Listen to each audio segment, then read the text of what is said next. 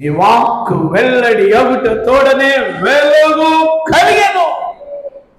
ప్రతి చీకటి మనసుల్లో, చీకటి హృదయాల్లో నీ వెలుగు రిలీజ్ అవునుగాక. ఈ వాక్యమును ఎందరైతే వీక్షిస్తున్నారో వారందరి జీవితాల్లో కూడా ఒక నూతన కార్యము జరుగునుగాక. యేసుక్రీస్తు పరిశుద్ధ నామములో ప్రార్థించి వాక్య సందేశమును ప్రారంభిస్తున్నాను నా పరమ తండ్రి. ఆమేన్ ఆమేన్ అని చెప్పిన మీకు ప్రత్యేకమైన వందనాలు తెలియజేయుచున్నా. పిల్లరా,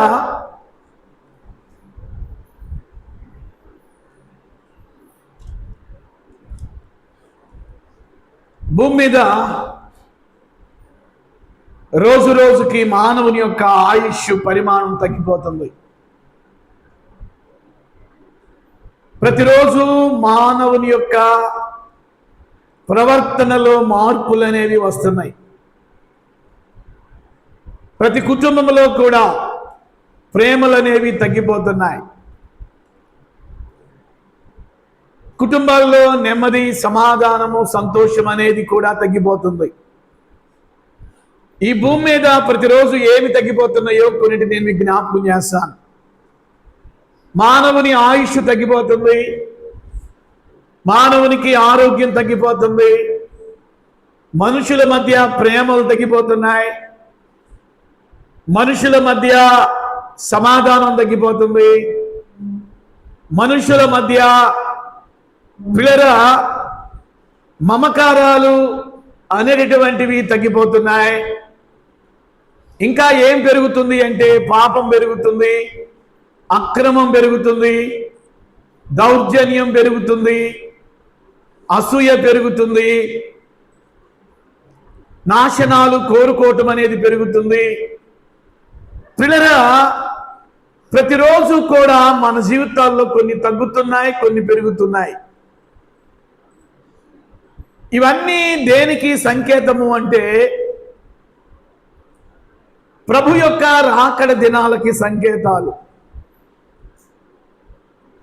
ఆయన ఈ భూమి మీదకి రావటానికి ముందు ప్రపంచములో అసమాధానం, అశాంతి, అలజడి, కుటుంబాల్లో గలిబిలి, పాపం పెరిగిపోయిద్ది, కామం పెరిగిపోయిద్ది, వావి వరసలు తప్పిపోయినటువంటి స్థితి. పిల్లరా, ప్రభు మనకు ముందుగానే చెప్పాడు, జాగ్రత్త జాగ్రత్త జాగ్రత్త జాగ్రత్త. సో చాలా జాగ్రత్తలు ప్రభు చెప్పాడు. ప్రభువే మనల్ని జాగ్రత్త ఉండండి, జాగ్రత్త ఉండండి, జాగ్రత్తగా ఉండమని చెప్పినప్పుడు ఈ భూమి మీద మనం చాలా జాగ్రత్తలు మనం తీసుకోవాలి ప్రియులారా. బహుశా మానవుడు ఆరోగ్యాన్ని గురించిన జాగ్రత్తలు తీసుకుంటాడు, తన ప్రాణాన్ని గురించిన జాగ్రత్తలు తీసుకుంటాడు, కానీ భక్తికి సంబంధించిన విషయాల్లో జాగ్రత్తలు తీసుకునే విషయంలో తప్పిపోతున్నాడు. పరలోకానికి వెళ్ళే విషయంలో, తీసుకునే విషయంలో జాగ్రత్తలు తప్పిపోతున్నాడు. నైతిక విలువల్ని కాపాడుకునే విషయంలో జాగ్రత్తలు తప్పిపోతున్నాడు. పిల్లరా, మీరు బైబిల్ గ్రంథాన్ని మొత్తాన్ని మీరు చదివితే మీకు దేవుడే పలుమార్లు భక్తుల ద్వారా, భక్తులాంధ్రుల ద్వారా జాగ్రత్త జాగ్రత్త జాగ్రత్త జాగ్రత్తలు చెప్పాడు.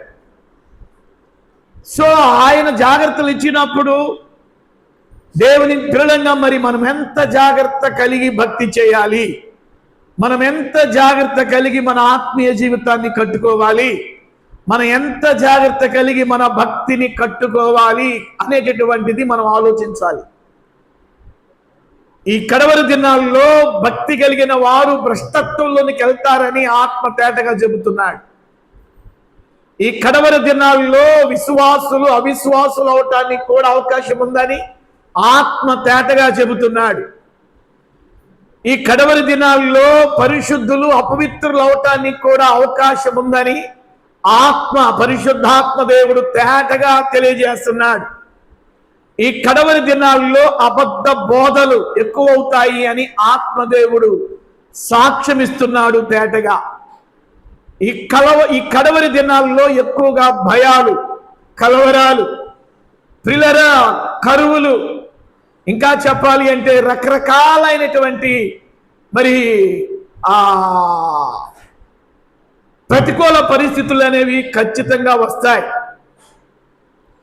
ప్రభు చెప్పారు, ఇవన్నీ కూడా నా రాకడకు ముందు సంభవించేయి అన్నాడు. సో మనందరము కూడా దేని కొరకు కనిపెట్టుకుంటున్నాము అంటే ప్రభు యొక్క రహస్య రాకడకు కనిపెట్టుకుంటున్నాం. రెండు రకాలుగా ఉండింది ఆయన రాకడ. ఒకటి ర్యాప్చర్ అంటే రహస్య రాకడ. నేను వాక్యం చెబుతానే ఉండగానే ఆయన రావచ్చు, మీరు వాక్యం వింటూ ఉండగానే ఆయన రావచ్చు. కన్ను మూసి కన్ను తెరిసే లోపు ఫ్రాక్షన్ ఆఫ్ సెకండ్ మన మట్టి శరీరం మహిమ శరీరంగా మార్చబడి మధ్యాకాశములోనికి మేఘముల మీద మనం ఎత్తబడతాం. పిల్లది ర్యాప్చర్ అంటారు, రహస్య రాకడ. సో 7 సంవత్సరాలు ప్రభుత్వ మధ్యాకాశంలో మనము ఆనందంగా సంతోషంగా ఉంటాం. సో దాని కొరకు మనం కనిపెట్టుకోవాలి. మనకి రెండవ రాకడతో మనకు సంబంధం లేదు. రెండవ రాకడ ఎవరి కొరకు అంటే యూదుల కొరకు, ఇశ్రాయేలీల కొరకు వస్తాడు ప్రభు రెండోసారి ఒలీవల కొండ మీదకి మనం తీసుకుని వస్తాడు. దాని గురించి మనం ఆలోచించాల్సిన పని లేదు. మన ఎయిమ్, మన టాస్క్, మన గోల్, మన గురి అంతా కూడా we are ready to rapture. మన అందరము కూడా రహస్య రాకడకి మనం సిద్ధపడాలి. నా ప్రియులారా, రహస్య రాకడ ఏ క్షణములోనైనా రావటానికి ఆయన సిద్ధంగా ఉన్నాడు, సిద్ధంగా ఉన్నాడు, సిద్ధంగా ఉన్నాడు. నేను చాలా పర్యాయాలు చెప్పాను, మరలా చెప్తున్నాను. మన క్రైస్తవ పెండ్లి వేడుకలో పెండ్లి కొడుకు సిద్ధపడి వేదిక నెక్కుతాడు. ఆ తర్వాత నాలాంటి దైవజనులు అందరిని అంటారు, అయ్యా అమ్మాయిని తీసుకురండి, అమ్మాయిని తీసుకురండి. గొంతు పోయిందాకా గొంతు వాసిందాకా అరుస్తూ ఉంటాడు పాస్టర్. ఎందుకంటే పెళ్లి కొడుకు సిద్ధపడ్డాడు, కానీ పెళ్లి కుమార్తె సిద్ధపడలా. నలుపైన ఎరుపైన తెలుపైన ఇక అద్దిందే అద్ది రుద్దిందే రుద్ది ఇక ఎంత మేకప్ చేస్తారో దేవునికి స్తోత్రం. పిల్లరా, ఆ మేకప్ కాసేపే. సో ఇక్కడ నేను మీకు ఏం చెప్పాలనుకుంటున్నానంటే, పెళ్లి కుమారుడు సిద్ధంగా ఉన్నాడు, పెళ్లి కుమారుడు అలంకరించబడిన వాడే సిద్ధంగా ఉన్నాడు. కానీ పెళ్లి కుమార్తెకే ఇంకా సిద్ధపాటు లేదు, పెళ్లి కుమార్తెకే సిద్ధపాటు లేదు. ఆ పెళ్లి కుమారుడు ప్రభైన క్రీస్తు. ఆ పెళ్లి కుమార్తె ఎవరై అంటే మనమే, మన లాఫ్ ఆఫ్ బ్లెస్సింగ్ చర్చియే, కందుకూరులో ఉన్నటువంటి సంఘాలే, ప్రపంచవ్యాప్తంగా ఉన్నటువంటి సార్వత్రిక క్రైస్తవ సంఘాలే ఆయన పెళ్లి కుమార్తె. పిల్లరా, పెళ్లి కుమార్తె అని పిలువబడుతున్నటువంటి ఆయన సంఘానికి ఏమి లేదు అంటే నో ప్రిపరేషన్, సిద్ధపాటు అనేది లేదు. భూ సంబంధంగానే ఆలోచిస్తున్నారు, భూ సంబంధంగానే మాట్లాడుతున్నారు, భూ సంబంధంగానే ప్రవర్తిస్తున్నారు. సంఘములో ఎవరు శరీరులో ఎవరు ఆత్మీయులో అర్థం కాని పరిస్థితి. ఒక్క ఆదివారం వరకే భక్తిని పరిమితం చేసుకుంటున్నారు కొంతమంది, ఒక్క వాక్యం వినంతసేపే భక్తిని పరిమితం చేసుకుంటున్నారు. పిల్లరా, అంతసేపు మాత్రమే నువ్వు భక్తిని పరిమితం చేసుకుంటే రేపు ప్రభు యొక్క రాకడలోకి నువ్వు ఎత్తబడలేవు అని బైబిల్ చెప్తుంది. భక్తి ఒక ఆదివారం వరకే కాదు, భక్తి జీవితకాలం మట్టుకి. ఆ మాట గట్టిగా చెప్పండి, ఎంత మట్టుకండి? జీవితకాలం మట్టుకి. Life panel, life period. So ఈ లైఫ్ పీరియడ్ లో మనము ప్రియులారా మన భక్తిని కట్టుకోవాలి, మన విశ్వాసాన్ని కట్టుకోవాలి, మన పరిశుద్ధతను కట్టుకోవాలి, మన ఆత్మీయతను కట్టుకోవాలి, మన ప్రార్థనా జీవితాన్ని కట్టుకోవాలి, మన ఉపవాస జీవితాన్ని కట్టుకోవాలి. దేవునితో నీకున్నటువంటి సంబంధాన్ని రీబిల్డ్ చేసుకోవాలి. ఐహిక విచారాలతో కొట్టుమిట్టాడుకున్న కాలం చాలు ప్రియులారా. ఏమి తిందుమా, ఏమి త్రాగుదమా, ఏమి సంపాదించుకుందామా? పిల్లరా, ఇవి ఆ దినాలు కానే కావు. ఈ దినాలు ఏ దినాలు అంటే preparation to coming, his rapture, ఆయన రాకడకు సిద్ధపడేటటువంటి దినాలు. బోధించే సేవకులమైన మేము సిద్ధపడాలి, వింటున్నటువంటి మీరు కూడా సిద్ధపడాలి. పిల్లరా, మనల్ని ప్రభు రాకడకు సిద్ధపడకుండా ఏమేమి అడ్డగిస్తున్నాయో వాటిని మీరు గ్రహించాలి. జాగ్రత్తగా వినాలి, జాగ్రత్తగా మీరు ఆలకిస్తూ వినాలి. మీరు దయచేసి తల్ల కిందకి వేయిపోకండి. ఒక 30 minutes ఆల్రెడీ 11:30 అయింది. ఒక 30 నిమిషాలు జాగ్రత్తగా మీరు వినండి. నిన్ను ప్రభు యొక్క రాకడకి సిద్ధపడకుండా అడ్డగించేవి కొన్ని ఉన్నాయి. సేవకులమైన మమ్ములనైనా, విశ్వాసులుగా ఉన్నటువంటి మిమ్ములనైనా ప్రభు యొక్క రాకడకి సిద్ధపడకుండా అడ్డగించేవి కొన్ని ఉన్నాయి. ఆ కొన్నిటిని ఏంటో మీరు తెలుసుకోవాలి ప్రియులారా. ఆ కొన్నిటిని ఏంటో మీరు తెలుసుకోవాలి. ఈరోజు నేను నిన్ను ప్రభు యొక్క రాకడకి సిద్ధపడనీయకుండా చేసేవి చాలా ఉన్నాయి, మిమ్మల్నైనా మమ్మల్నైనా. వాటిల్లో ఈరోజు ఒక ముఖ్యమైనటువంటి విషయాన్ని నేను మీతో పంచుకుంటా. ఆ ముఖ్యమైనటువంటి విషయము ఏమిటి అంటే, మీకు వాక్యముల నుండి నేను మీకు చూపిస్తా. అది సమూయేలు 2వ గ్రంథము 16వ అధ్యాయము 5 నుండి 10 వచనాల వరకున్న మాటల్లో మనకి దావీదు భక్తుని జీవితంలో ఒక మంచి లక్షణం కనబడింది. అది ప్రస్తుతము సంఘములో కనపడాలి అని దేవుడు కోరుతున్నాడు. ఏంటి దావీదు జీవితంలో కనబడిన ఆ మంచి లక్షణం? ఇప్పుడు నేను చెప్పబోయేటటువంటి ఆ మంచి లక్షణం మనలో లేకపోతే, ఇప్పుడు నేను మీకు బోధించే ఆ మంచి లక్షణం మనలో కనబడకపోతే, మీరు ఎవరైనా కావచ్చు, మీరు ఆఫ్లైన్లో ఉండి వాక్యం వింటున్నారా, ఆన్లైన్లో ఉండి వాక్యం వింటున్నారా, మీరు ఎవరైనా కావచ్చు, మీరు ఏమాత్రము కూడా ప్రభు యొక్క రాకడలో ఎత్తబడరు అన్న విషయాన్ని సభాపక్షంగా నేను మీతో మాట్లాడుతున్నాను. ఏమిటి దావీదు జీవితంలో ఉన్న మంచి లక్షణం? అది మనం ఎలా మన జీవితంలో కలిగి ఉండాలి? మీకు లేఖనంలో ఒక ఆధారం నేను మీకు చూపిస్తాను. భక్తుడైనటువంటి సమూయేలు రాసినటువంటి సమూయేలు 2వ గ్రంథము 16వ అధ్యాయం 5వ వచనం నుండి 10వ వచనం వరకు అందరం కలిపి చదువుకుందాం. ఎందుకంటే మన చర్చిలో ఆల్మోస్ట్ అందరూ చదువుకున్న వాళ్ళు ఉన్నారు కాబట్టి అందరం కూడా దయచేసి చదువుకుందాం. రాజు అయిన దావీదు బహురీము దాపునకు వచ్చినప్పుడు, చదవాలి, సౌలు కుటుంబీకుడు గెరా కుమారుడైన షిమి అనునొకడు అచ్చట నుండి బయలుదేరి వచ్చాను.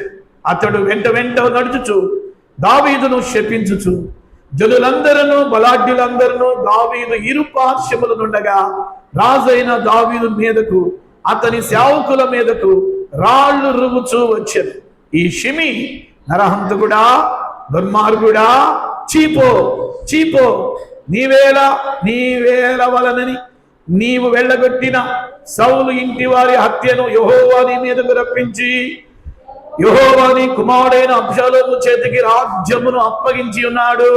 నీవు నరహంతకుడవు గనుకనే నీ మోసముతో నీవు చిక్కుబడి ఉన్నావని చెప్పి రాజును శపింపగా, సిరియా కుమారుడైన అభిషై, ఈ చచ్చిన కుక్క నా ఏలిన వాడవును రాజువునగు నిన్ను శపింపనేలా నీ చిత్తమైతే నేను వానిని చెరబోయి వాని తల ఛేదించి వచ్చేదనెను. అందుకు రాజు, సిరియా కుమారులారా, నీకును నాకును ఏమి పొందు? వానిని శపింపనీయుడు. దావీదును శపింపమని యెహోవా వానికి సెలవీయగా నీవిలాగనెందుకు చేయుచున్నావని ఆక్షేపణ చేయగలవాడెవడని చెప్పి. చాలు. దేవుడి మాటలను మన కొరకు ఆశీర్వదించును గాక. చేతుల పైకెత్తి ఆమేన్ చెప్పండి. హల్లెలూయా. ప్రభు యొక్క రాకడకి మనల్ని సిద్ధపడకుండా చేసేవి చాలా ఉన్నాయి. వాటిల్లో ఒకటి ఈరోజు నేను మీ ముందు ఉంచుతా. సో ఇక్కడ మీరు వాక్యం వింటూ ఉండగానే ఆ ఒక్కటి ఏంటో మీకు అర్థమయ్యింది. నేను ఉదయవేళలో నా ప్రార్థనలో ఉన్నప్పుడు పరిశుద్ధాత్మదేవుడు ఈ ప్రత్యక్షత నాకు ఇచ్చాడు. ఇప్పుడు నేను చెప్పబోయేటటువంటి ఈ విషయం సార్వత్రిక క్రైస్తవ కుటుంబాల్లో ఎక్కువగా పనిచేస్తుంది. ఆల్మోస్ట్ దైవ సేవకుల కుటుంబాల్లో కూడా, ప్రభు రక్తంలో కడగబడిన ప్రతి ఒక్కరి జీవితాల్లో కూడా ఇప్పుడు నేను మీకు విశదీకరించబోయే ఒక ముఖ్యమైన విషయం, అది కనిపిస్తూ ఉండిద్ది. కానీ మనం దాన్ని ఏం చేస్తామంటే టేక్ ఇట్ ఈజీగా తీసుకుంటాం. అది ఏమంత పెద్ద పాపం కాదులే, అది ఏమంత గొప్ప పాపం కాదులే, అది ఏమంత దేవుడు అసహించుకునే పాపము కాదులే అని మనల్ని మనం చాలాసార్లు సమర్థించుకుని ఉంటాం. నా మట్టుకు నేను కూడా చాలా పర్యాయాలు సమర్థించుకున్నాను. దైవజనుడిగా నేను మీతో ఓపెన్గా మాట్లాడుతున్నాను. ఆత్మీయ తండ్రిగా, సేవకులమైన మా జీవితంలో కానీ, విశ్వాసులైన మీ జీవితంలో కానీ, ఈ ఆఫ్లైన్లో ఆన్లైన్లో ఎందరో దేవుని వాక్యాన్ని వీక్షిస్తున్నారు. ప్రభు మీతో మాట్లాడుతున్నాడు. దావీదు జీవితంలో ఒక దినాన అతడు రాజు అయిన తరువాత, ఆ మాట చెప్పండి, రాజు అయిన తరువాత. పిల్లరా, ఇక్కడ నేను మీతో కొన్ని ముఖ్యమైన మాటలు పంచుకుంటా. దేవుని వలన మాత్రమే మనకు హెచ్చింపు వచ్చింది. బైబిల్ చెప్తుంది, దేవుడు ఎవరిని హెచ్చించాలో వారిని హెచ్చిస్తాడు, ఎవరిని దీవించాలో వారిని దీవిస్తాడు, ఎవరిని పైకి లేపాలో వాళ్ళని పైకి లేపుతాడు, ఎవరిని కిందకి నెట్టాలో వాళ్ళని కిందకి నెడతాడు. బైబిల్ గ్రంథంలో దావీదు అంటాడు కీర్తనలో, తూర్పు నుండి అయినను, పడమటి నుండి అయినను, ఉత్తరము నుండి అయినను, దక్షిణము నుండి అయినను ఒకనికి హెచ్చింపు కలగదు అంటాడు. ఒక ఆశీర్వాదం రావాలన్నా ఆయన సెలవు చొప్పునే వచ్చింది. ఒక వస్తువుని ఇంటికి రావాలన్నా ఆయన సెలవు చొప్పునే వచ్చింది. నీ పిల్లలకు ఒక ప్రమోషన్, ఒక ఉద్యోగం ఆయన సెలవు చొప్పునే వచ్చింది. పిల్లరా, నీకు చేతి నిండా పనులైనా ఆయన సెలవు చొప్పున, ఆయన సెలవు చొప్పున, ఆయన సెలవు చొప్పున. ఒక ఇల్లు కొనాలన్నా, ఒక వస్తువు కొనాలన్నా ఆయన సెలవు లేనిదే ఏమీ జరగదు. ఈరోజు నా ప్రియమైనటువంటి దేవుని పిల్లలారా, దావీదు జీవితంలో ఆయన సెలవు చేత, ఆయన ఆలోచన చేత, ఆయన సంకల్పము చేత గొర్రెలు మేపుకునేటటువంటి దావీదుని, పిల్లల దావీదు ఇశ్రాయేలీయులకు రాజుగా చేశాడు. మరలా చెప్తున్నాను, ఎవరిని హెచ్చించాలో దేవునికి తెలుసు, ఎప్పుడు హెచ్చించాలో దేవునికి తెలుసు, ఎవరిని గణపరచాలో దేవునికి తెలుసు, ఎప్పుడు వారిని గణపరచాలో దేవునికి తెలుసు. ప్రియులారా, అయితే దావీదుని తండ్రే చిన్నచూపు చూశాడు. ఈరోజు మిమ్మల్ని ఎవరైనా చిన్నచూపు చూస్తున్నారా? మనిషికి ఉన్నటువంటి స్వభావం ఏంటంటే చిన్నచూపు చూడటం, చిన్నచూపు చూడటం. వీడా, ఇదా, ఈమె, చిన్నచూపు, చిన్నచూపు, చిన్నచూపు. పిల్లల, దేవుని పిల్లలంగా మన జీవితాల్లో మనం ఎవరిని చిన్నచూపు చూడకూడదు. ఇది మనం నేర్చుకోవాలి. డబ్బున్న వాళ్ళైనా, డబ్బు లేని వాళ్ళైనా, ఐశ్వర్యవంతులైనా, పేదవారైనా, మనం ఎవరిని కూడా చిన్న చూపు చూడటానికి వీళ్ళే, చిన్న చూపు చూడటానికి వీళ్ళే. పిల్లరా, మనము చిన్న చూపు చూస్తాం, దేవుడు ఎవరిని చిన్న చూపు చూడడం. దేవునికి అందరము సమానమే, దేవునికి అందరము సమానమే. దావీదుని సొంత తండ్రే, కన్న తండ్రే చిన్న చూపు చూచాడు. ముగ్గురినేమో సౌలు ఆర్మీలో సైనికులుగా పంపించాడు, మరి నలుగురినేమో మంచి మంచి వ్యాపారాల్లో పెట్టాడు. ఆఖరి వాడు ఉన్నాడే కనిష్ఠుడు, దావీదుని గొర్రెలను మేపటానికి పంపించాడు. చిన్న మనసు చాలా మార్లు గాయపడి ఉండింది. అరే, నా ముగ్గురు అన్నలేమో రాజు దగ్గర ఆర్మీలో ఉన్నారు, నా మిగిలిన నలుగురు అన్నలు చాలా ఉన్నతమైనటువంటి పొజిషన్లో ఉన్నారు. మా నాన్న నన్నే ఎందుకు ఈ గొర్రెలను మేపడానికి పంపించాడు? ఎందుకు గొర్రెల దగ్గర పెట్టాడు? నేను కూడా ఆర్మీలో చేసేవాడిని కదా.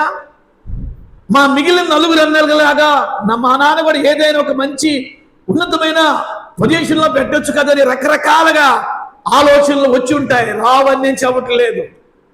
పిల్లరా, మనుషులు చిన్న చూపు చూసినా, అన్నలు చిన్న చూపు చూసినా, దేవుడు దావీదుని పెద్ద చూపే చూచాడు. చప్పటి కొట్టండి గట్టిగా. హల్లెలూయా, హల్లెలూయా. దేవుడు ఎప్పుడు కూడా మనల్ని పెద్ద చూపే చూస్తాడండి. మనుషులంగా మనం ఒకళ్ళొక రకంగా, ఇంకొక రకంగా చూస్తామే, కానీ దేవుడు మనల్ని ఒకే చూపుతో చూస్తాడు, పెద్ద చూపుతో చూస్తాడు, మంచి చూపుతో చూస్తాడు. గొర్రెలు మేపుకునేటటువంటి దావీదుని దేవుడు ఇశ్రాయేలీయులకు రాజుగా చేశాడు. మనందరికీ తెలిసిందే. రాజు అయిన తర్వాత తన సైన్యాన్ని కుదుటపరుచుకుని రాజ్య పరిపాలన చేయటం ప్రారంభించాడు.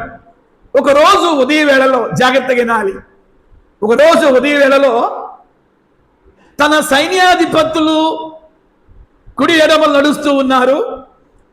కొంతమంది బలమైనటువంటి యోధులు దావీదు వెనక్కి నడుస్తూ ఉన్నారు. దావీదు యొక్క ఆర్మీ ఉదయం వేళలో యెరూషలేము వీధుల్లో వాకింగ్కి వెళ్తున్నాడు. లిజన్ కేర్ఫుల్, చాలా జాగ్రత్తగా వినాలి. ఉదయం వేళలో యెరూషలేము వీధుల్లో వాకింగ్కి వెళ్తా ఉన్నాడు. వాకింగ్కి వెళ్తా ఉంటే సడన్ గా ఒక సంఘటన దావీదు జీవితంలో ఎదురయ్యింది. బహుశా ఈ సంఘటన మీ జీవితంలో కూడా ఖచ్చితంగా ఎదురై ఉంటాయి. మా జీవితంలో కూడా మేము అనుభవించే ఇలాంటి పరిస్థితులు. మౌనంగా దావీదు వాకింగ్ చేసుకుని వెళుతూ ఉంటే తనకి ఎదురుగా ఒకడు వచ్చాడు. వాడి పేరు కూడా రాయబడింది, షిమీ. షిమీ షిమీ ఈ షిమీ అనేవాడు దావీదుకు ఎదురుగా వచ్చాడంట. దావీదుకు ఎదురుగా వచ్చి తన సైన్యాధిపతులు వింటూ ఉండగా, తన వెనక ఉన్నటువంటి బలాఢ్యులు వింటూ ఉండగా దావీదు మీద కొన్ని మాటలు పలికాడు. చూస్తున్నారా? దావీదు మీద కొన్ని మాటలు పలికాడు. దావీదు మౌనంగా వాకింగ్కి వెళ్తా ఉన్నాడు. మౌనంగా దావీదు వాకింగ్కి వెళ్తా ఉంటే ఈ షిమీ అనేవాడు దావీదుని కొన్ని మాటలు అంటున్నాడు. ఏంటా మాటలు? ఎదురుగా వచ్చి ఏమంటున్నాడు? మొట్టమొదటిగా దావీదును శపించాడంట. చెప్పాలి, దావీదును శపించాడంట. చూడండి, కారణము లేకుండా నిష్కారణముగా, అసలుకి షిమీ అనేవాడికి దావీదుకి ఏం గొడవ లేదు. షిమీ అనేవాడికి దావీదుకి ఎలాంటి ఇబ్బంది లేదు, ప్రాబ్లమ్స్ ఏమి లేవు. ఆస్తి తగాదాలు కానీ, వస్తువు తగాదాలు కానీ, పొలం తగాదాలు కానీ దావీదుకి షిమీ అనేవాడికి లేవు. నిష్కారణంగా, ఆ మాట గట్టిగా పలకండి, నిష్కారణంగానండి. వన్ మోర్ టైం, నిష్కారణంగా దావీదుని శపించడం మొదలుపెట్టాడంట.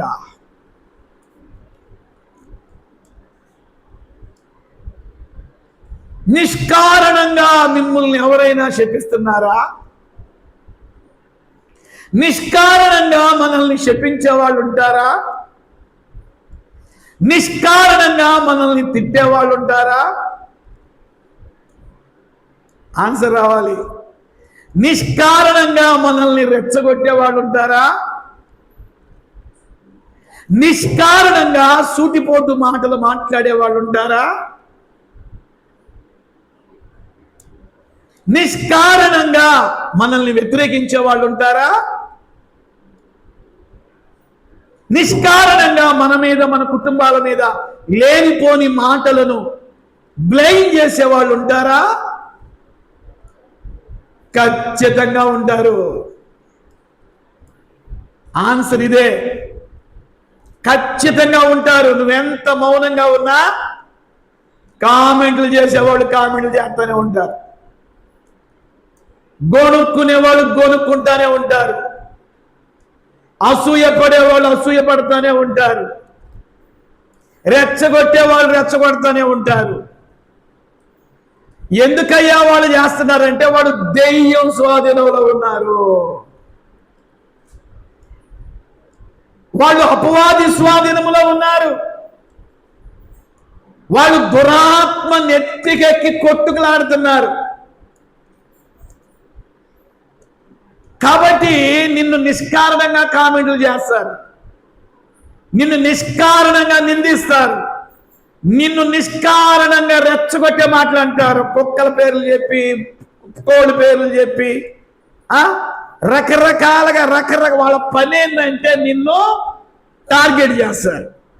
నువ్వెంత మౌనంగా ఉన్నా, నువ్వెంత అణుకుగా ఉన్నా, సంగమా వింటున్నారా, నువ్వు ఎంత వాక్యానికి లోబడ్డా, నువ్వెంత మంచి సాక్ష్యాన్ని కాపాడుకుంటున్నా, రెచ్చగొట్టే వాళ్ళని రెచ్చగొడుతూనే ఉంటారు, కామెంట్లు చేసేవాళ్ళు కామెంట్లు చేస్తారు, నిన్ను టార్గెట్ చేసేవాళ్ళు టార్గెట్ చేస్తూ ఉంటారు. నిన్నైనా, నీ భర్తనైనా, నీ పిల్లలనైనా. వాళ్ళ పని ఏంటంటే రెచ్చగొట్టడం, వాళ్ళ పని ఏంటంటే కామెంట్లు చేయటం, వాళ్ళ పని ఏంటంటే నిన్ను నెమ్మదిగా ఉండనివ్వరు వాళ్ళు. మొన్న ఒక దినాన ఒక చెల్లి అంటుంది, అన్నయ్య నేను ఎంత మౌనంగా ఉన్నా అంటున్నారు, అన్నయ్య నేను ఎంత సైలెంట్గా ఉన్నా రెచ్చగొడుతున్నారు, అన్నయ్య నేను ఎంత మౌన, ప్రభువుని బట్టి. ఒకప్పుడు నేను దేవునిలో లేనప్పుడు నేనంటే భయపడేవాడు, దేవుని దగ్గరకు రాకముందు నేనంటే అస్సలకి నోరెత్తేవాడు కాదు అన్నయ్య. ఇప్పుడు దేవుని దగ్గరికి వస్తున్న తర్వాత కావాలనే రెచ్చగొడుతున్నారు, కావాలనే సుడిపడి మాట్లాడుతున్నారు, కావాలనే కామెంట్లు చేస్తున్నారు. ఎలా అన్నయ్యా, ఎలా అన్నయ్యా, ఎలా అన్నయ్యా? నేనన్నాను, వాళ్ళు రెచ్చగొడుతున్నారని నువ్వు రెచ్చగొట్టే మాటలు మాట్లాడితే, వాళ్ళు నిన్ను కామెంట్లు చేస్తున్నారని నువ్వు కూడా కామెంట్లు చేస్తా ఉంటే వాళ్ళకి నీకు తేడా చెప్పాలి, చెప్పాలి, చెప్పాలి. వాళ్ళకి నీకు తేడా చెప్పండి, వాళ్ళకి నీకు తేడా, వాళ్ళకి మనకి తేడా. వాళ్ళు అపవాది స్వాధీనములో ఉన్నారు. చెప్పాను కదా, దెయ్యము నెత్తినెక్కి నాట్యం చేస్తుంది, దెయ్యము నెత్తినెక్కి చిందులేస్తుంది. అందుకే నీలో ఉన్నటువంటి దేవుని ఆత్మను చూసి నిన్ను ఎలాగైనా గలిబిలి చేయాలని, నిన్ను ఎలాగైనా టెంప్ట్ చేయాలని, నిన్ను ఎలాగైనా బూతులాడించాలని, నిన్ను ఎలాగైనా గొడవాడించాలని, నిన్ను ఎలాగైనా చేసుకున్నట్టు చేయాలని, నిన్ను ఎలాగైనా రా చూసుకుందాంరా అనేటట్టుగా మాట్లాడించాలని దెయ్యం ఏం చేసిద్దంటే ఆ పక్కన్న వాళ్ళ మీద నాట్యం ఆడతా, చిందులేస్తా, నిన్ను రెచ్చగొడతా ఉండిద్ది దెయ్యం.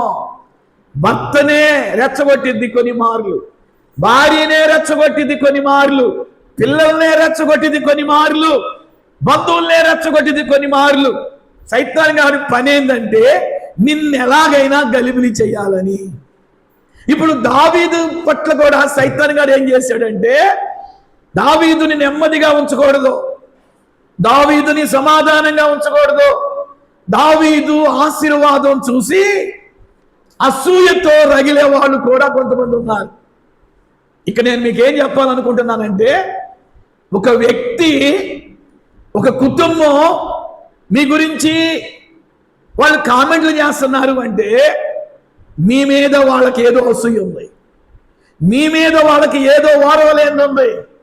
దేవుడిచ్చిన ఆశీర్వాదాన్ని చూసి ఓర్వలేక, దేవుడిచ్చిన దీవెన చూసి ఓర్వలేక, దేవుడిచ్చినటువంటి ఆ సంపద సమృద్ధిని చూసి ఓర్వలేక సైతాన్ గారు ఏం చేస్తాడంటే వాళ్ళని ప్రేరేపించి ఈ మాటను ఈ మాటను ఈ మాటను వాళ్ళని కామెంట్ చేయని వాడు ప్రేరేపిస్తాడు.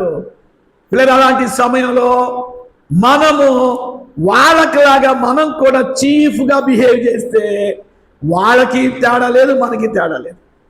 సంఘముతో ఆత్మ చెప్పుచున్న మాట చెవి కలిగిన వాడు వినుగాక. వాళ్ళకిలాగా మనం మాట్లాడవచ్చు, వాళ్ళకిలాగా మనం తిరగబడవచ్చు, వాళ్ళకిలాగా మనం కూడా ఫైట్ చేయొచ్చు. కానీ మన రాజమార్గం మన రాజమార్గం ప్రియులారా, వాళ్ళకి మనకి వ్యత్యాసం ఉంది. దావీదు రాజు అయ్యుండి కూడా ఎందుకు మౌనంగా ఉన్నాడు? మీరు సమూయేలు 2వ గ్రంథం 16వ అధ్యాయం చదివితే శక్తి లేక కాదు, వినాలి, బలము లేక కాదు. He was a king of Israel. చెప్తున్నాను కదా, అతడికి అధికారం ఉంది, రాజుకి, దావీదుకి బలం ఉంది, సైనికులు ఉన్నారు, సైన్యాధిపతులు ఉన్నారు, ఇరు ప్రక్కల ఉన్నారు బలాఢ్యులు. అయినా సైతాన్ గాడు ఏం చేశాడు తెలుసా? దావీదుని రెచ్చగొట్టాలని ప్రతిరోజు కూడా రెచ్చగొట్టే మనుషులు ఉంటారు, ప్రతిరోజు రెచ్చగొట్టేటటువంటి కుటుంబీకులు ఉంటారు. ఎలాగైనా నీలో ఉన్నటువంటి సమాధానాన్ని పోగొట్టాలని, ఎలాగైనా నీలో ఉన్నటువంటి నెమ్మదిని పోగొట్టాలని ప్రశాంతంగా ఉన్నటువంటి కాలవలో, ప్రశాంతంగా పారుతున్నటువంటి నీటిలో ఒక రాయి వేయండి. చెప్పాలి, ఒక రాయి వేయండి. ఎంత అలలు ఆ తరంగాలు ఎంతగా వ్యాపిస్తాయి. అలాగే నీ జీవితంలో కూడా ఈ షిమీ లాంటి వాళ్ళు వస్తారు. ప్రతి విశ్వాసి జీవితంలో షిమీ లాంటి వాళ్ళు ఉంటారు ప్రియులారా. సేవకులమైన మా జీవితంలో ప్రతిరోజు కూడా ఈ షిమీ లాంటి వాళ్ళు మా దగ్గరికి వస్తూ ఉంటారు. షిమీ లాంటి వాళ్ళు మన ఇళ్ల ముందు ఉంటారు.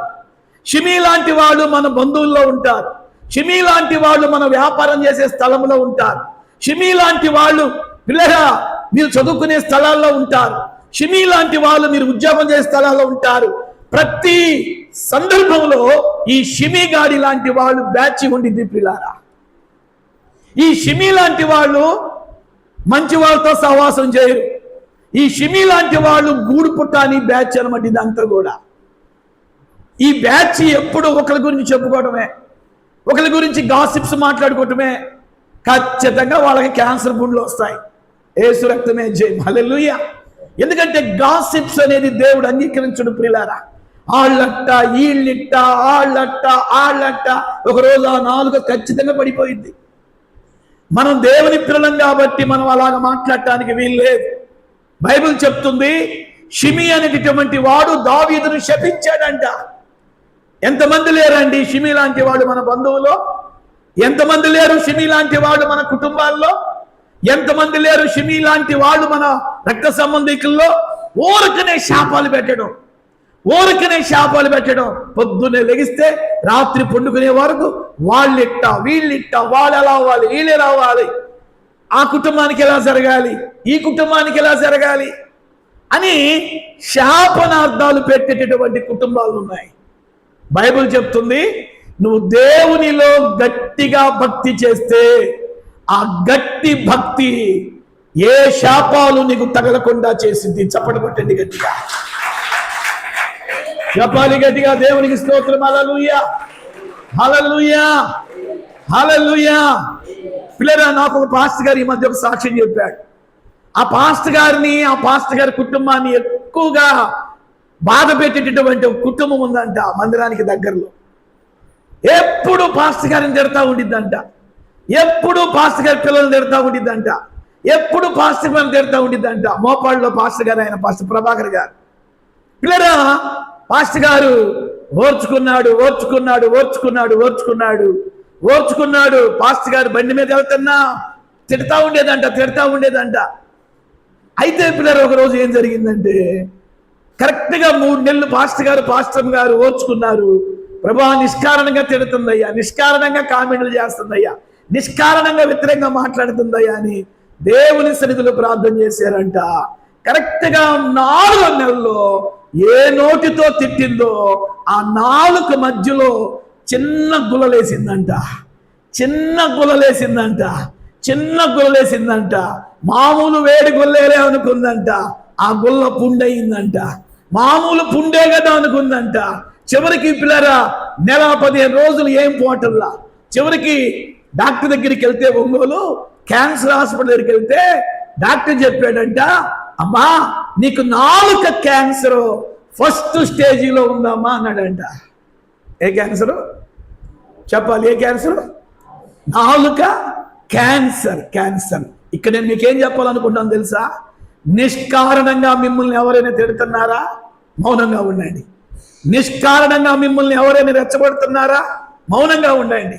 నిష్కారణంగా మిమ్మల్ని ఎవరైనా కామెంట్లు చేస్తున్నారా? నిన్ను, నీ భర్త, నీ పిల్లల్ని? మౌనంగా ఉండండి.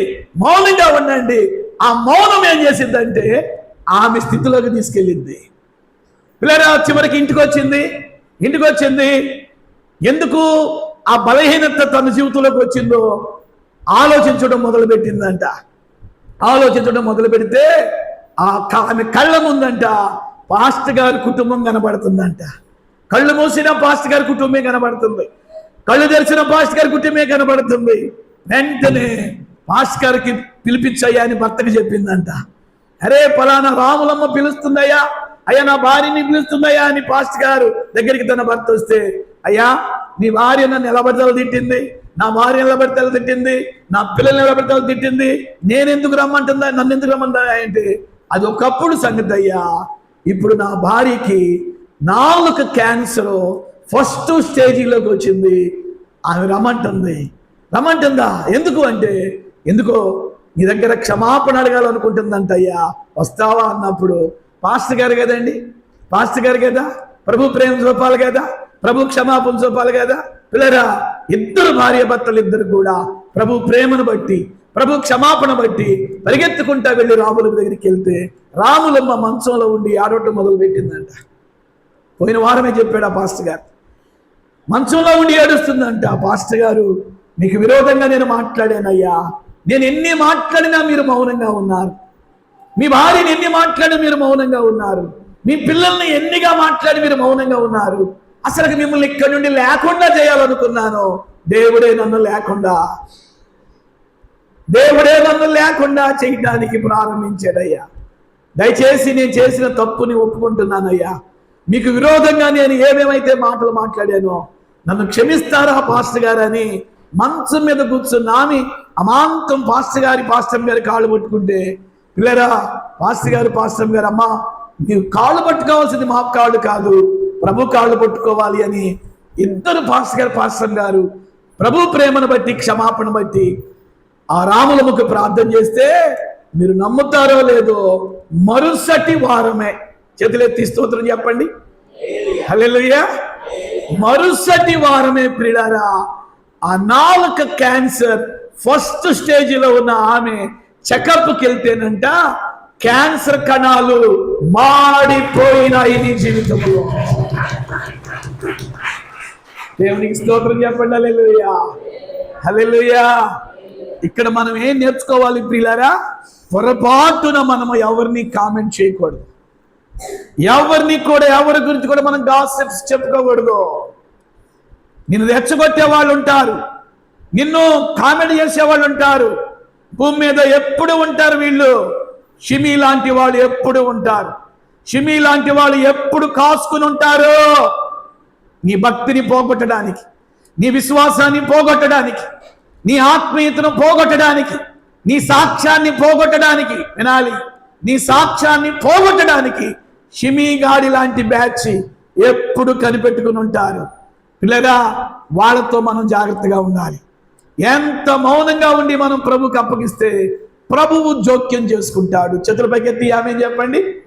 షిమీగాడు దావీదుకు చేసిన కొన్ని పనులు ఏంటంటే, నెంబర్ 1 శపించాడంట. చదువుతాను వినండి. రెండవదిగా ఏం చేశాడు అంటే రాళ్ళు రువ్వాడంట. రెండవ మాట, దావీదును శపించాడట. రెండవదిగా షిమీగాడు చేసిన పని ఏంటంటే రాళ్ళు రువ్వారంట. ఆ మాట గట్టిగా చెప్పండి, ఏమి రువ్వారండి? గట్టిగా చెప్పాలి, 1 more time, ఏమి రువ్వారండి? షిమీ లాంటి వాళ్ళు ఏం చేస్తారు అంటే పిల్లరా రాళ్ళు రువ్వుతారు. ఏ రాళ్ళు? మామూలు రాళ్ళు కాదు, అవి కనబడే రాళ్ళు కాదు, కనబడని మాటల రాళ్ళు,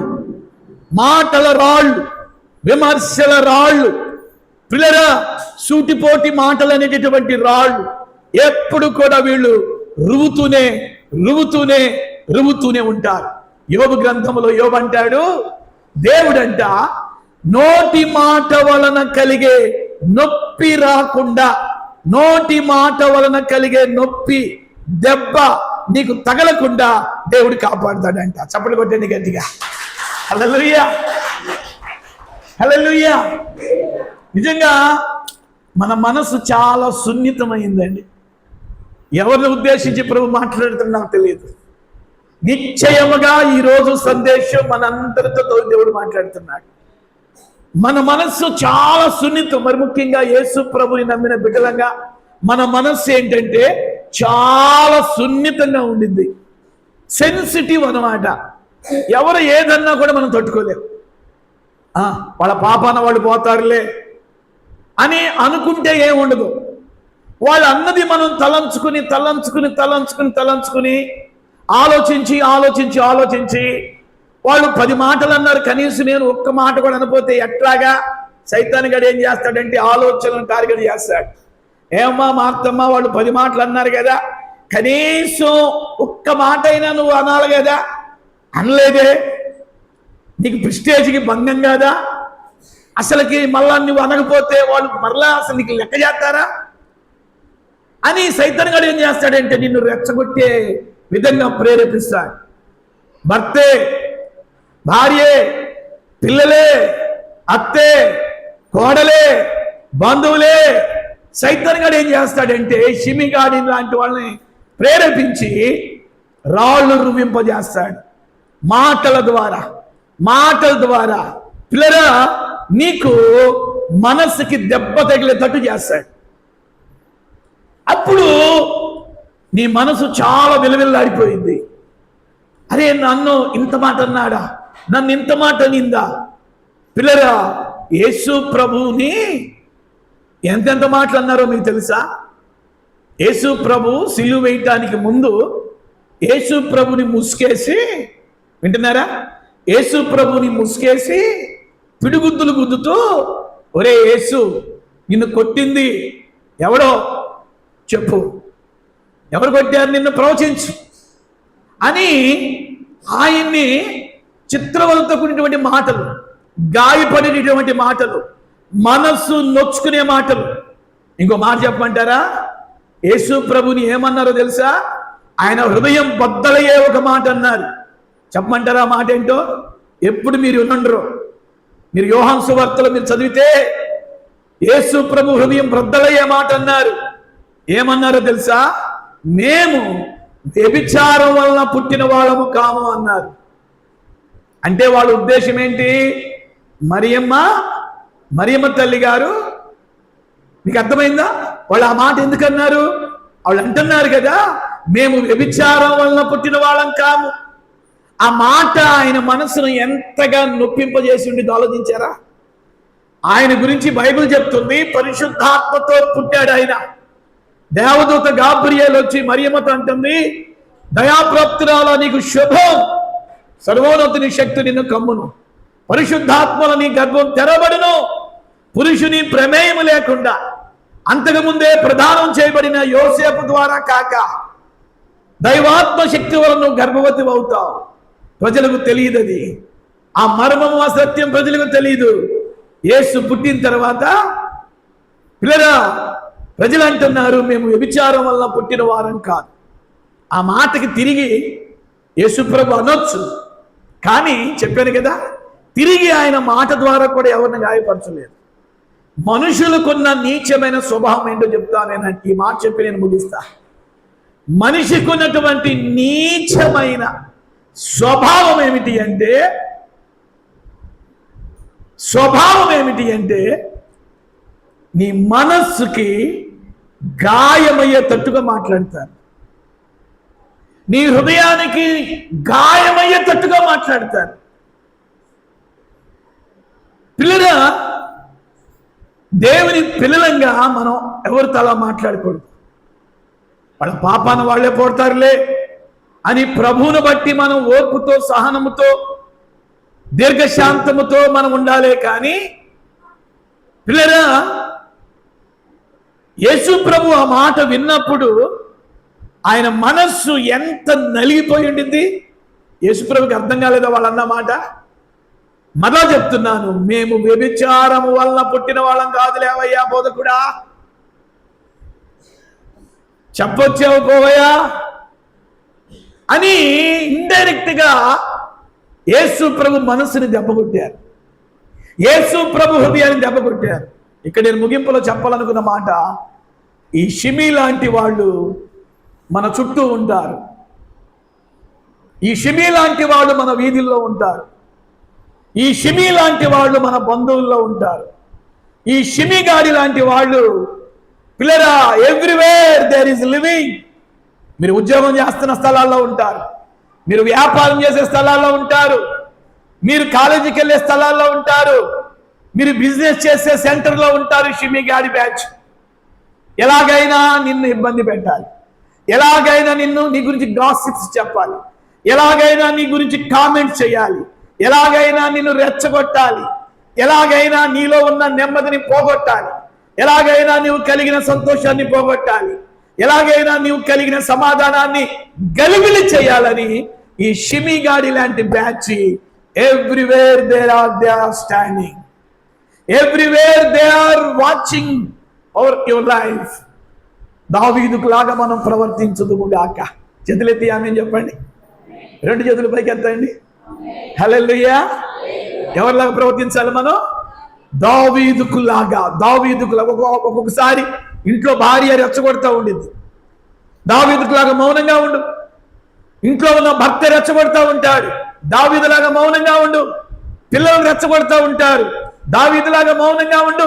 మీరు అనొచ్చు, అయ్యగారు ఉప్పు కారం తింటున్నాం కదా, 10 మాటలు అంటే ఒక్క మాట అయినా అనకపోతే, 10 మాటలు అన్నప్పుడు ఒక్క మాట అయినా అనకూడదా?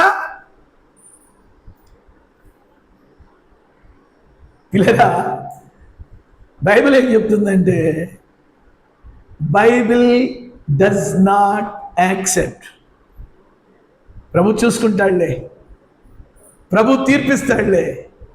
నువ్వెంత మౌనంగా ఉంటే, ఈ మాట గట్టిగా చెప్పండి, బైబిల్ మూయండి, మీరు ఎంత మౌనంగా ఉంటే ప్రభు అంతగా కార్యము చేస్తాడు. చేతులెత్తి ఆమేన్ చెప్పండి. హల్లెలూయా. ఒకటి శపించాడంట దావీదుని, రెండవదిగా రాళ్ళు రువ్వాడంట, మూడవదిగా నరహంతకుడు అన్నాడంట, నాలుగవదిగా దుర్మార్గుడు అన్నాడంట, ఐదవదిగా చీపో. ఒక ఎమ్మెల్యే వచ్చాడు అనుకో చీపో అంటామా? ఒక ఎంపీ వచ్చాడు అనుకో చీపో అంటామా? ఒక హై అఫీషియల్ క్యాడర్లో ఉన్నటువంటి వ్యక్తి మన దగ్గరికి వస్తే చీపో అంటామా? కానీ ఇక్కడ షిమి అనేవాడు దావీదుకు చేసిన పనులు శపించాడంట, తర్వాత రాళ్ళు రువ్వాడంట, మూడవదిగా నరహంతకుడు అని పిలిచాడంట, నాలుగవదిగా దుర్మార్గుడు అని పిలిచాడంట, ఐదవదిగా చీపో అన్నాడంట. కొన్ని తర్జుమాలో ఏమనుడిందంటే, దావీదు వెళ్తా ఉంటే, నా వైపు చూడండి, దావీదు వెళ్తా ఉంటే 2 దోశలతోటి మట్టి తీసుకుని దావీదు మీదకి ఇసిరాడంట. దావీదు మీదకి ఇసిరాడంట. ఆ దుమ్ము తన రాజవస్త్రాల మీద పడినా, ఆ దుమ్ము తన కిరీటం మీద పడినా, ఆ దుమ్ము తన కళ్ళల్లో పడినా, ఆ దుమ్ము తన ఒంటి మీద పడినా దావీదు వాడిని తిడటానికి టెంప్ట్ అవ్వలేదు, వాడి మీదకి చెయ్యెత్తడానికి టెంప్ట్ అవ్వలేదు. పక్కనే ఉన్నటువంటి అభిషయ్ అనేటటువంటి సైన్యాధిపతి రాజు అనేటువంటి దావీదుని అంటాడు, రాజా, వీడు ఇంతగా ప్రవర్తిస్తున్నా నువ్వెందుకు మౌనంగా ఉన్నావు? నాకు ఒక్క మాట సెలవిమ్ము, చచ్చిన కుక్క వంటి వీడి శిరస్సును తెక్కొట్టి నీ పాదాల దగ్గర పెడతాను అన్నాడు. అప్పుడు దావీదు ఏమన్నాడో చెప్తాను వినండి, ఆ మాటతో ముగించుకుందాం. చూడండి ఏమన్నాడు, 10వ వచనం చదవండి ఎవరైనా. అందుకు రాజు, సెరూయా కుమారులారా, మీకును నాకును ఏమి పొందు? వానిని శపింపనీయుడు. దావీదును శపింపమని యెహోవా వానికి సెలవీయగా నీవు ఎలాగనెందుకు చేయుచున్నావని ఆక్షేపణ చేయగలవాడెవడని చెప్పి షిమి అనే వాడిని తిట్టనించాడే కానీ దావీదు ప్రతిస్పందించలేకపోయాడు. లేచి నిలబడండి, మీ కొరకు ప్రార్థన చేస్తాను. ఇందాక ప్రారంభంలో ఒక మాట చెప్పాను కదా, ప్రభు యొక్క రాకడకి మనల్ని సిద్ధపడకుండా చేసేది ఏంటో తెలుసా? ఇదే సహనము లేని స్థితి. Note this point. ఓర్పు లేని స్థితి, దీర్ఘ శాంతము లేని స్థితి, పేషెన్స్ లేని స్థితి. ఒక విశ్వాసిగా నీకు ఓర్పు లేదా? ఒక విశ్వాసిగా నీకు సహనము లేదా? ఒక విశ్వాసిగా నీకు దీర్ఘశాంతము లేదా? పిల్లరా, ప్రభు యొక్క రాకడకి మనము సిద్ధపడలేము. చేతులపైకి ఎత్తి ప్రార్థన చేసుకుందాం. సార్వత్రిక క్రైస్తవ సంఘములో ఉన్న గొప్ప లోటు, సార్వత్రిక క్రైస్తవ సంఘములో ఉన్న గొప్ప లోటు, ఇట్స్ ఏ వెరీ డేంజర్. ఒక ప్రమాదకరమైన విషయం ఏమిటి అంటే ఓర్పు లేకపోవటం, సహనము లేకపోవటం, దీర్ఘశాంతము లేకపోవటం.